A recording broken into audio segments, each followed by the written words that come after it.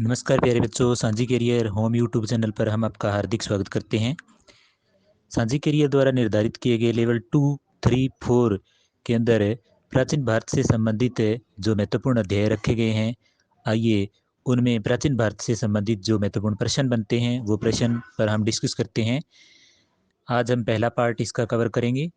इसके पश्चात फिर दूसरा, तीसरा, चौथा ऐसे पार्ट करके प्राचीन भारत के इतिहास को कंप्लीट करेंगे। इसी तरीके से मध्यकालीन भारत के इतिहास को पूरा करवाया जाएगा। इसी तरीके से आधुनिक भारत के इतिहास को पूरा करवाया जाएगा। तो आइए देखते हैं कौन से इंपॉर्टेंट क्वेश्चंस बनते हैं इसमें। पहला प्रश्न है, ऋग्वेद कब लिखा गया? 1000 ईसा पूर्व में ऋग्वेद लिखा गया। प्रश्न 2, ऋग्वेद में सूक्तों और मंत्रों की संख्या कितनी है?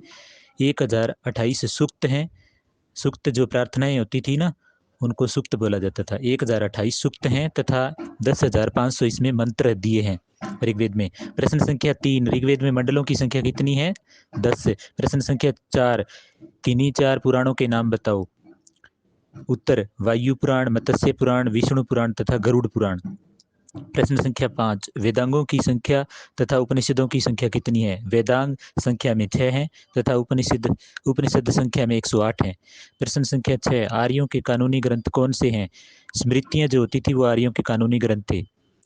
प्रश्न संख्या 7, रामायण में कुल श्लोकों की संख्या कितनी है? 24,000। प्रश्न संख्या 8, महाभारत में कुल कितने श्लोक हैं? 1,00,000। प्रश्न संख्या 9, जातकों की संख्या कितनी है? 549। प्रश्न संख्या 10, अभिज्ञान शाकुंतलम का लेखक कौन था? कालिदास। प्रश्न संख्या 11, कामसूत्र की रचना किसने की? उत्तर, वात्स्यायन ने। वात्स्यायन। प्रश्न संख्या 12, नीति शास्त्र के लेखक का नाम लिखो, नाम बताओ। कमंद अथवा कंटक है। नीति शास्त्र के लेखक कौन है? कमंद लिखा मिलेगा या कंटक। प्रश्न संख्या 13, सोमेश्वर द्वारा लिखित ग्रंथों के नाम बताओ। सोमेश्वर द्वारा लिखित ग्रंथ थे रसमाला और कीर्ति कौमुदी। रसमाला और कीर्ति कौमुदी। प्रश्न संख्या 14, प्रबंध चिंतामणि के लेखक कौन थे? मेरुतंग। प्रश्न संख्या 15, प्रबंध कोश का लेखक कौन था? राजशेखर। प्रबंध कोश का लेखक था राजशेखर। प्रश्न संख्या 16, अर्थशास्त्र की रचना किसने की थी? कौटिल्य। अर्थशास्त्र की रचना किसने की थी? कौटिल्य, जिसे हम चाणक्य भी बोलते हैं। प्रश्न संख्या 17, मेहरौली का लौह स्तंभ लेख किस राजा से संबंधित है? चंद्रगुप्त द्वितीय से संबंधित है मेहरौली का लौह स्तंभ।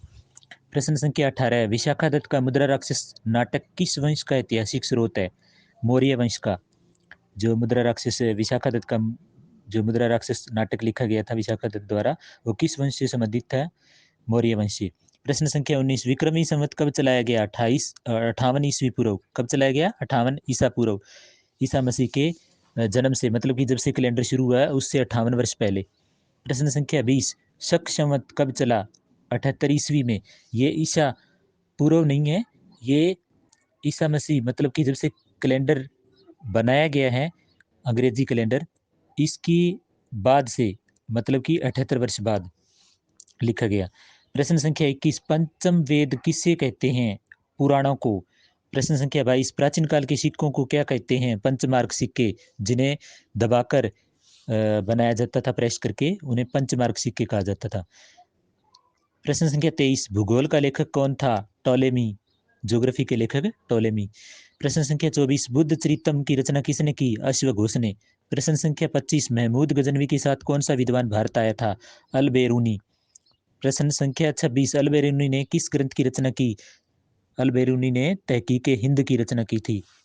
प्रश्न संख्या 27, पाणिनि ने किस ग्रंथ की रचना की थी? अष्टाध्यायी की रचना की थी। प्रश्न संख्या 28, मुद्रा राक्षस की रचना किसने की थी? ये पहले दिया था ना, विशाखादत्त, मौर्य वंश से संबंधित। प्रश्न संख्या 29, इंडिका की रचना किसने की? मेगस्थनीज ने। प्रश्न संख्या 30, मनुस्मृति के लेखक कौन थे? मनु। उत्तर है मनु। प्रश्न संख्या 31, प्राकृतिक इतिहास, नेचुरल हिस्ट्री का संकलन किसने किया? उत्तर है प्लिनी ने। प्रश्न संख्या 32, सफरनामा का लेखक कौन था? Ibn Battuta. सफरनामा के लेखक थे इब्न बतूता। प्रश्न संख्या 33, 4 वेदों के नाम बताओ। ऋग्वेद, सामवेद, यजुर्वेद तथा अथर्ववेद। ऋग्वेद ये वैदिक काल में सबसे पहले, सबसे पुराना जो वेद लिखा गया था ऋग्वेद था, और उत्तर वैदिक काल में 3 वेद बाद में आए थे, इन्हें लिखा गया था, संकलित किया गया था, सामवेद, यजुर्वेद तथा अथर्ववेद। सबसे प्राचीन वेद है ऋग्वेद। प्रश्न संख्या 34, भगवत गीता की मूल भाषा क्या है? संस्कृत। प्रश्न संख्या 35, मत्स्यकटिक के लेखक का नाम क्या है? शूद्रक। प्रश्न संख्या 36, हर्षचरित का लेखक कौन था? बाण भट्ट। प्रश्न संख्या 37, राजतरंगिणी की रचना किसने की थी? कल्हण ने। प्रश्न संख्या 38, पृथ्वीराज रासो के लेखक का नाम बताओ? चंद्रबरदाई। प्रश्न संख्या 39, भारत के दो प्रसिद्ध महाकाव्यों के नाम? रामायण तथा महाभारत। प्रश्न संख्या 40, सीयूकी की रचना किसने की? ह्वेन-त्सांग ने, जो चीन से आया था हर्षवर्धन के काल में। सीयूकी की रचना की थी इसने, ह्वेन-त्सांग ने। प्रश्न संख्या 41, आर्यों का सबसे प्राचीन ग्रंथ कौन सा है? अभी बताया गया था, ऋग्वेद। प्रश्न संख्या 42, योग दर्शन का लेखक कौन था? पतंजलि। प्रश्न संख्या 43, तारीख ए फिरोजशाही का लेखक कौन था? जियाउद्दीन बर्नी। प्रश्न संख्या 44, पुराणों की संख्या कितनी है? पुराण संख्या में 18 हैं। प्रश्न संख्या 45, रामायण के लेखक का क्या नाम था? महर्षि वाल्मीकि जी। प्रश्न संख्या 46, महाभारत के लेखक का नाम बताएं? महर्षि वेदव्यास जी। प्रश्न संख्या 47, श्रीमद् भगवद गीता के रचयिता कौन थे? महर्षि वेदव्यास। प्रश्न संख्या 48, महावंश और दीपवंश की रचना किस देश में हुई थी? श्रीलंका में। प्रश्न संख्या 49, अर्थशास्त्र के लेखक कौन थे? कौटिल्य, जिन्हें हम चाणक्य भी बोलते हैं, विष्णुगुप्त भी बोलते हैं। प्रश्न संख्या 50, पतंजलि द्वारा लिखित ग्रंथ का नाम बताओ? महाभाष्य। प्रश्न संख्या 51, वेदांग संख्या में कितने हैं? वेदांग संख्या में 6 हैं। प्रश्न संख्या, वेद 4 हैं, वेदांग 6 हैं। प्रश्न संख्या 52, कल्हण द्वारा रचित पुस्तक का नाम बताइए? राजतरंगिणी। कल्हण द्वारा रचित पुस्तक का नाम क्या था? राजतरंगिणी। प्रश्न संख्या 53, पंचतंत्र के लेखक कौन थे? विष्णु शर्मा।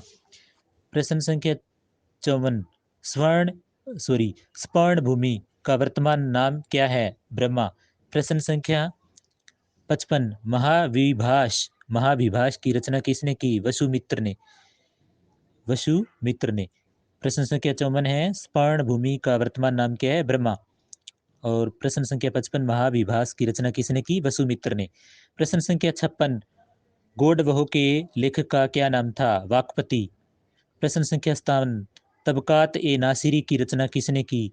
मिनहाजुद्दीन अहमद ने तहकाक ए नासिरी की रचना की थी। और तबकात ए नासिरी की रचना की थी मिनहाजुद्दीन अहमद ने।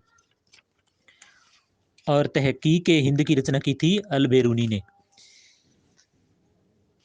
इसके बाद प्रश्न संख्या 58, हिस्टोरिका नामक ग्रंथ की रचना किस विद्वान ने की थी? हेरोडोटस ने। प्रश्न संख्या 59, इतिहास का जनक के नाम से कौन जाना जाता है? हेरोडोटस को जाना जाता है। प्रश्न संख्या 60, कपूर मंजरी नामक ग्रंथ की रचना किसने की? राजशेखर ने।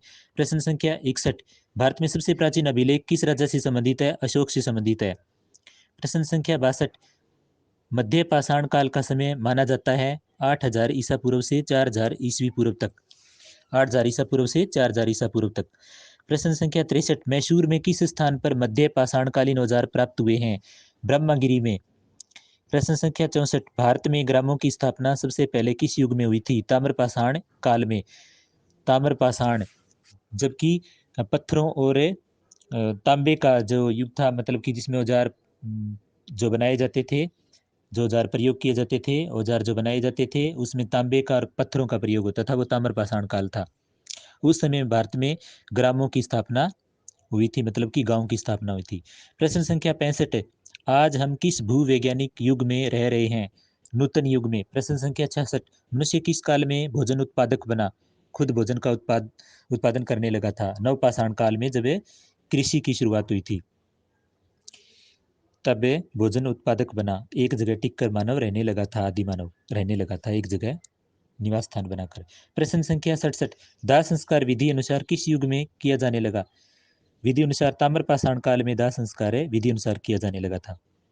प्रश्न संख्या 68, मानव ने प्राकृतिक शक्तियों की पूजा कब शुरू की थी?